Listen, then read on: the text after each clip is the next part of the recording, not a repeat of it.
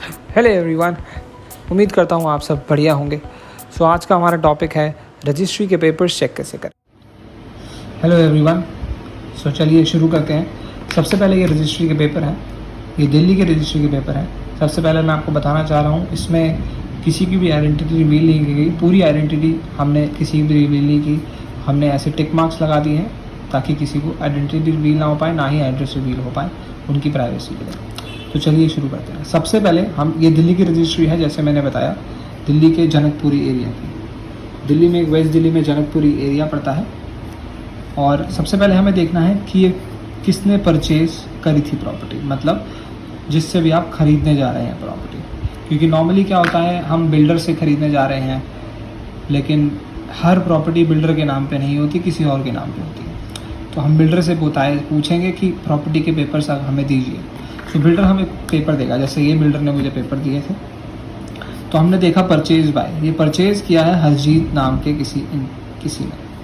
Last name इसलिए छुपा दिया गया है ताकि किसी की आइडेंटिटी रिवील ना हो पाए। हरजीत, तो हरजीत ने खरीदा। अब हम दूसरी चीज़ देखेंगे जो सबसे महत्वपूर्ण और कह सकते हैं सबसे इम्पॉर्टेंट है यहाँ पे, WZ 8/1। ये है एड्रेस, जो सबसे इम्पॉर्टेंट होता है किसी भी रजिस्ट्री में चेक करने के लिए। WZ 8/1, ये एड्रेस मैंने छुपा दिया है पूरा ताकि उनकी प्राइवेसी के लिए। आप यहाँ कुछ भी लिख सकते हैं, कुछ भी, लक्ष्मी नगर, जैसे लक्ष्मी नगर लिख दिया एग्जाम्पल के लिए। दिल्ली में एक बहुत ही जगह है लक्ष्मी नगर, ऐसे लक्ष्मी नगर हमने लिख दिया, 8/1 लक्ष्मी नगर। तो हमें दो चीज़ें ध्यान में रखनी है। पहली कि किसके नाम पे आज प्रॉपर्टी है 2022, एड्रेस WZ 8/1। कितने की थी प्रॉपर्टी, ये प्राइस लिखा है, कंसिडरेशन प्राइस 46 लाख की प्रॉपर्टी खरीदी गई। इससे हमें फोकस नहीं करना, हमें फोकस करना है एड्रेस पे और नाम पे। अब देखा जा रहा है, फिर देखिए first party second party. First party वो होता है जिससे ये प्रॉपर्टी खरीदी गई, तरनप्रीत नाम के इंसान से ये प्रॉपर्टी खरीदी गई थी। सेकंड पार्टी मतलब हरजीत ने खरीदी। हरजीत ने किससे खरीदी, तरनप्रीत से। यहाँ तक आपको समझ आ गया होगा। तो हरजीत ने खरीदी तरनप्रीत से प्रॉपर्टी। इसमें आता है स्टैम्प ड्यूटी। स्टैम्प ड्यूटी किसने पे करा, हरजीत ने। हरजीत ने स्टैम्प ड्यूटी इसलिए पे किया क्योंकि उसी ने ही प्रॉपर्टी के रजिस्ट्री के पेपर कराए। अभी स्टैम्प ड्यूटी क्या होता है, स्टैम्प ड्यूटी एक तरह का टैक्स है। ये टैक्स होता है, टैक्स कह सकते हैं इसको, कि जब भी हम प्रॉपर्टी लेते हैं, लेट्स सपोज आप 10 लाख की प्रॉपर्टी ले रहे हैं, तो अगर आप किसी वुमेन यानी फीमेल के नाम पे कराएंगे तो 4% आपको सरकार को टैक्स देना पड़ेगा, 10 लाख का। तो यानी कि 4% लगा लीजिए, 40,000 आपको टैक्स देना पड़ेगा सरकार को। ठीक है। दूसरी बात, जैसे कि इसमें 1,84,000 लिखा है, इसमें 1,84,000 इसीलिए लिखा हुआ है क्योंकि प्रॉपर्टी थी 46 लाख रुपए की। तो 46 लाख का 4% आता है 1,84,000, जो स्टैम्प ड्यूटी दी गई है हरजीत के द्वारा। समझ आ गया। तो दोबारा एक बार रिपीट करता हूँ। परचेज हमने देखना है कि किसके नाम पे अभी प्रॉपर्टी है, हरजीत के नाम पे। उससे पहले एक और चीज़ आपको बताना चाह रहा हूँ, ये लिखा है ID, सर्टिफिकेट नंबर, जिससे आप, ये पूरा नंबर छुपा दिया गया है उनकी प्राइवेसी के लिए, जिससे आप ऑनलाइन जाके, जैसे अगर आप यूपी, बिहार कहीं भी रह रहे हैं, आप अपनी सरकारी वेबसाइट पर जाके इस नंबर को अगर आप डालेंगे और एरिया डालेंगे, डिस्ट्रिक्ट डालेंगे, तो ये पूरी डिटेल्स आपको ऑनलाइन मिल जाएगी। ये रही ऑनलाइन चेक करने की बात। इस ID से आप ऑनलाइन चेक कर सकते हैं। ठीक है। उसके बाद हम चेक करेंगे किसके नाम पे प्रॉपर्टी है। सबसे इम्पोर्टेंट जो है एड्रेस क्या है, WZ 8/1। कोई भी एरिया यहाँ छुपा दिया गया है। कितने की प्रॉपर्टी है इसमें हमें फोकस नहीं करना, क्योंकि प्रॉपर्टी की वैल्यू हर जगह अलग होती है।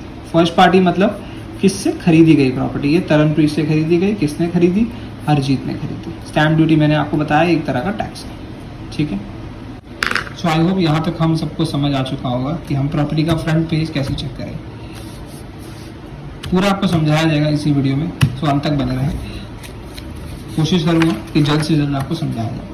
ये पेपर प्रॉपर्टी का दूसरा पेपर है जिसकी हम बात कर रहे थे, स्टैम्प ड्यूटी की। स्टैम्प ड्यूटी है 1,84,000। क्यों, क्योंकि ये फीमेल के नाम पे प्रॉपर्टी की गई है। तो 52,000 ये टैक्स है एक तरह का, जो 1,84,000 बनता है, जो मैंने आपको बताया 4% बनता है किसी भी प्रॉपर्टी वैल्यू। प्रॉपर्टी थी 46 लाख की, 1,84,000 हमने सरकार को टैक्स दिया एज अ स्टैम्प ड्यूटी।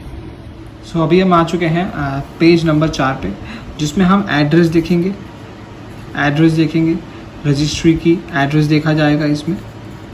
इसमें रजिस्ट्री की चेन देखी जाएगी कि रजिस्ट्री की चेन यानी कि आपको सिंपल लैंग्वेज में आपको समझाया जाए कि किससे प्रॉपर्टी खरीदी, कब एक ने खरीदी, दो से, दो ने खरीदी तीन से, तीन ने खरीदी चार से, पाँच ने खरीदी चार से खरीदी पाँच से, जो बहुत ही ज़रूरी है किसी भी रजिस्ट्री में, जो बहुत ही ज़रूरी है किसी भी रजिस्ट्री में। तो यहाँ हम बात करने जा रहे हैं कि WZ8/1, जैसे कि हमने पहले पेज पे एड्रेस देखा, जो हमें सबसे पहले मैच करना पड़ेगा WZ8/1। सो हम फिर जाएंगे पेज नंबर 4 पे, माफ कीजिएगा, पेज नंबर हम 4 पे जाएंगे। WZ8/1 ये इसका एड्रेस है, ग्राउंड फ्लोर है, फर्स्ट फ्लोर है, इतना एरिया है 62 गज। अगर आपको देखना चाहें कितना एरिया है आप प्रॉपर्टी पेपर्स पे भी देख सकते हैं। तो अब हम बात करेंगे रजिस्ट्री चेन की। ध्यान रखिएगा, अगर जो यहाँ एड्रेस लिखा आ रहा है वही पहले पेज पे होना चाहिए। अब ये एरिया मैंने छुपा दिया है कि प्राइवेसी के लिए, कि क्या एरिया होगा वो आप अंदाज़ा लगा सकते हैं वो अपने एरिया के हिसाब से, लेकिन जो शुरुआती एड्रेस है पूरा एड्रेस मैच करना चाहिए। ऐसा नहीं है कि यहाँ WZ8/1 लक्ष्मी नगर है और वहाँ लक्ष्मी विहार है पहले पेज पे, ऐसा नहीं होना चाहिए। एड्रेस पूरा मिलना चाहिए। स्पेलिंग मिस्टेक अगर है तो नीचे एक स्पेलिंग मिस्टेक का मैसेज भी होना चाहिए, डिस्क्लेमर इसमें लिखा जाता है रजिस्ट्री में कि ये स्पेलिंग मिस्टेक हुई है। तो बात करते हैं अब हम रजिस्ट्री चेन की। रजिस्ट्री चेन क्या होता है, जैसे मैंने आपको बताया कि कब ये प्रॉपर्टी बनी, किससे कब ये प्रॉपर्टी का पूरा एरिया, जैसे कि ये एरिया था प्रॉपर्टी का, ये किसी के नाम पे था, फिर किसी ने बेच दिया किसी और को, फिर किसी और को बेच दिया गया, फिर उसके बाद किसी और को बेच दिया गया, ये चेन है। तो इसलिए हम आप बात करने जा रहे हैं। पहले सबसे पहले हमने ये प्रॉपर्टी सबसे पहले थी कौशीला नंदन जी के नाम पे, कौशीला नंदन जी के नाम पे प्रॉपर्टी थी, कौशीला नंदन जी के नाम पे प्रॉपर्टी थी। फिर हम आएंगे पेज नंबर 5 पे। उसके बाद दिखाया गया है कि अमर जी ने प्रॉपर्टी खरीदी। ये सारी चेन है, देखे जा रहे हैं आप, 1 2 3 4 4 और ये स्टार्ट हुआ था 4 पेज नंबर 4 से, यानी कि 1 2 3 4 और 5, इसमें 5 यानी कि 5 बंदों के नाम पे प्रॉपर्टी ये हो चुकी है। पहले ये लैंड हो चुका है। अब ये प्रॉपर्टी किसी भी तरह का लैंड भी हो सकता है, प्लॉट भी हो सकता है, घर भी हो सकता है, फ्लोर भी हो सकता है, किसी भी तरह का हो सकता है। तो कौशल्य ने खरीदी थी सबसे पहले, उन्हीं के नाम पे था। जब मैं वो आपको दिखाऊंगा जब ये चेन बनी थी, कब रजिस्ट्री पहली रजिस्ट्री हुई थी, तो ये अमर के नाम पे थी। फिर उस अमर ने बेची JL को, JL ने बेची आशा को, आशा ने बेची तरन जी को। ध्यान से देख लीजिए, कौशल्य के बाद थी अमर, अब इसमें लिखा हुआ है अमर ने बेची इसको, फिर JL ने बेची, फिर आशा ने बेची, फिर उसके बाद आशा ने बेची तरन को। तो ये पूरी रजिस्ट्री की चेन है। ये इसलिए आपको दिखाना ज़रूरी है कि पेपर आप स्टार्टिंग में पेपर ऑनलाइन जाके वैलिडेट ज़रूर कर सकते हैं, लेकिन वैलिडेशन तभी माने रहेगा जब हम पूरे रजिस्ट्री की चेन वैलिड रहनी चाहिए। ऐसा नहीं है कि ये किसी और ने बेचा और हमारे पास इसके असली पेपर्स नहीं है। असली पेपर मैं अभी आपको दिखाने वाला हूँ। तो आई होप समझ में आ गया होगा। मैं दोबारा से रिकैप करना चाह रहा हूँ। सबसे पहले हम एड्रेस देखेंगे चौथे पेज पे, कभी कभी 5वें पे भी हो सकता है, वो आप देख लीजिएगा। 8/1 जो एड्रेस आगे पेज पे लिखा है, पेज नंबर 1 पे लिखा है, वही होना चाहिए। उसके बाद हम रजिस्ट्री की चेन देखेंगे कि किसके नाम पे थी सबसे पहले ये लैंड प्लॉट, किसके नाम पे था, वो मैं अभी आपको दिखाऊंगा कुछ ही मिनटों में। फिर किसने फिर किसको बेची, फिर इनको बेची, फिर इनको बेची, फिर इनको बेची। तो ये पूरी चेन है, ठीक है। सो ये देख लीजिए, ये रजिस्ट्री की चेन है। हम चेन पे आ चुके हैं। ये सबसे पहली रजिस्ट्री है जो 1987 अगस्त में नंदन बाली नाम के बंदे के नाम पे थी, किसी इंसान के नाम पे थी। तो जैसे कि मैंने रजिस्ट्री में आपको बताया था कि पहली रजिस्ट्री की एड्रेस मैंने आपको समझाया था, आपको याद होगा 8/1। एरिया मैं आपको दोबारा बताना चाह रहा हूँ, एरिया पूरा इसलिए रिवील नहीं किया गया है उनकी प्राइवेसी के लिए। 8/1 से आप अंदाज़ा लगा सकते हैं 8/1 ही रहना चाहिए जब तक हम पूरी रजिस्ट्री की चेन बता ना पाए। तो 8/1 था, उसके बाद नंदन बाली के नाम पे थी। तो यहाँ पे आए हम, ये 1987 अगस्त में किसके नाम पे थी, नंदन बाली के नाम पे। तो यानी कि ये पहला तो ठीक है, यानी कि ये नंदन बाली के नाम पे ही है। अब हम नीचे आएंगे तो ये लिखा है WZ8, तो यानी कि यहाँ भी है 8। ये 8 इसलिए लिखा है क्योंकि ये 8 इसलिए लिखा हुआ है क्योंकि ये जो उस समय प्लॉट का साइज़ था वो बहुत ही बड़ा था। अगर मैं आपको दिखाने की कोशिश करूं, देखिए ये ओरिजिनल पेपर्स हैं, अगर मैं आपको कोशिश करूं दिखाने की,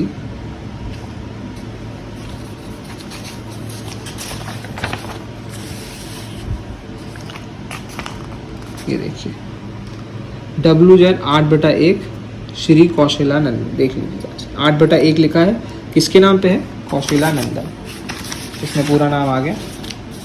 ये किसके नाम पे है? नंदन। ये किसके नाम पे है? नंदन बाली। तो इसका मतलब एड्रेस सही है, हमारी पहली चेन ओके है, तो हम इसको टिक कर सकते हैं। सो हम रजिस्ट्री की दूसरी चेन पे आ चुके हैं। सो ये हमने बात करा जैसे कि अमर ने बेची, अमर को मिली है ये प्रॉपर्टी, किससे? कौशल्या जी से, नंदन बाली जी से। सो अब हम बात करेंगे रजिस्ट्री की दूसरी चेन की, हम कैसे चेक करें। सो ये लिखा है नंदन बाली, ये इनके पिता का नाम होगा, नहीं नंदन बाली सन ऑफ, हाँ जी पिता का नाम होगा। ये लिखा है नंदन बाली ने किसको बेची? Nominated authorise to Shri Amar, Amar ji को भेज दी मैंने प्रॉपर्टी, अमर जी को प्रॉपर्टी भेज दी गई है। कौन सी प्रॉपर्टी भेज दी गई है? 8/1। एड्रेस मैंने पूरा छुपा दिया प्राइवेसी के लिए।